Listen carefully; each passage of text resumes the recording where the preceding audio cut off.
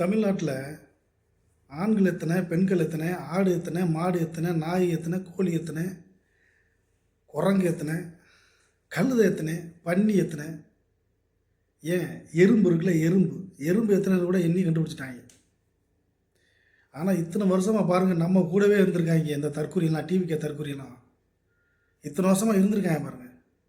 TVK Vijay கட்சி ஆரம்பித்ததுக்கு அப்புறம் தான் இவங்கெல்லாம் நம்ம கூட அவளை இருந்தாங்க எவ்வளோன்னு பார்க்கவே பயமாக இருக்கு. அவங்கள பார்க்கவே எது சொன்னாலும் புரியறதில்ல, எது சொன்னாலும் மண்டையில் ஏற்றிக்கிறாங்க. இல்லை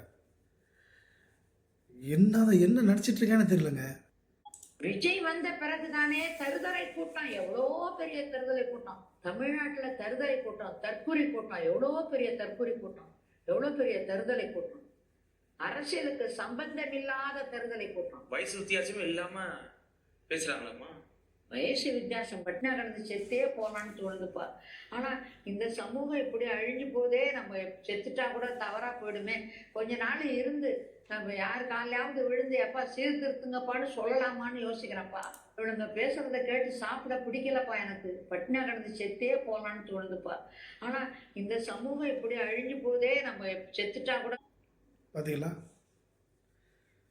இந்த சமூகத்தை நேசிக்கக்கூடிய ஒவ்வொரு மனிதனுக்கும் இந்த கவலை இருக்குது. இந்த சமூகம் தமிழ்நாட்டு மக்களை, தமிழர்களை நினைக்கும் போது ஒவ்வொருத்தனுக்கும் இந்த கவலை இருக்கணும். அப்படி இல்லைன்னு அவன் தான் இந்த டிவிக்கில் இருப்பான்.